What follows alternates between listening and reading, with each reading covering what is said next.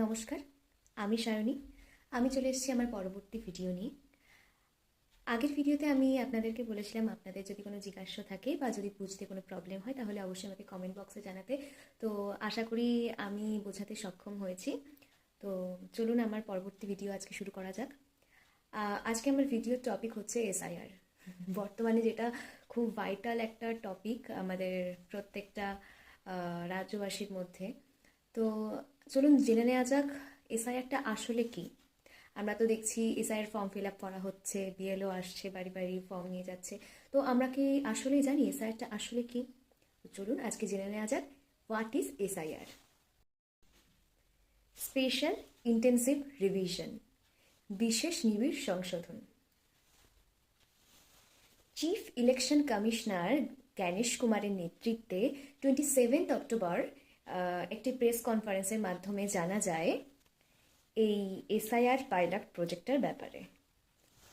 তো এই প্রজেক্টটা প্রথম অ্যাপ্লাই করা হয়েছিল একটি স্টেটের ওপর, আর তারপরে কথা ছিল একটি স্টেটের ওপর যদি এই মিশনটা সাকসেসফুল হয় দেন আমরা আদার্স যে স্টেটগুলো আছে ইন্ডিয়াতে তার উপর আমরা অ্যাপ্লাই করব।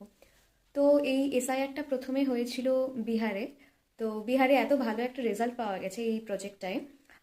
বিহারের 7.5 কোটি মানুষজন মানে ভোটার লিস্টে আছেন। 7.5 কোটি মানুষজন এসআইআর এর জন্য এসআইআর প্রজেক্টে এগিয়ে এসেছে। আর তার মধ্যে সব থেকে আশ্চর্যকর ব্যাপার হচ্ছে নতুন ভোটারদের জন্য অ্যাপ্লাই করার সংখ্যা হচ্ছে 0। মানে সবাই মোটামুটি ভোটার লিস্টে আছে, কেউ নতুন করে আর আবেদন করেনি। তো এই প্রজেক্টটা সাকসেসফুল হওয়ার পরে যিনি ছিলেন chief election commissioner Gyanesh Kumar, তো এনার সাথে ইলেকশন কমিশনের আদার্স যে মেম্বার্সরা ছিলেন তাদের সাথে একটা মিটিং হয়। তো সেই মিটিংয়ের পরে ওনারা জানান যে আদার্স যে স্টেটগুলো বাকি রয়েছে সেই স্টেটেও এবার এসআইআর অ্যাপ্লিকেবল হবে। আর এই এসআইআর এর মেন উদ্দেশ্যটা তাহলে কি, আমরা কি জানতে পারলাম? তো চলুন আপনাদেরকে আজকে বলি এসআইআর এর মেন উদ্দেশ্যটা কি। তো এর বেসিক্যালি দুটো উদ্দেশ্য। First one is include all eligible and exclude all invalid. এবার কারা এলিজেবল? কারা এলিজিবল এই ক্ষেত্রে আমরা according to Indian constitution article 326-এ আমাদের এই ধারণাটা দেওয়া হয়েছে। তো যারা এলিজেবল তাদের মধ্যে 3টে বিশেষ বৈশিষ্ট্য থাকতে হবে। 3টে বিশেষ বৈশিষ্ট্য কি? বয়স হতে হবে 18+, অবশ্যই তাকে ইন্ডিয়ান হতে হবে, আর রেসিডেন্ট অফ কনস্টিটিউয়েন্সি মানে কোনো একটা জায়গার পার্মানেন্ট বাসিন্দা হতে হবে। তো এখানে অনেকের প্রশ্ন, এর প্রয়োজনটা কি, এসআইআর এর প্রয়োজনীয়তাটা কি?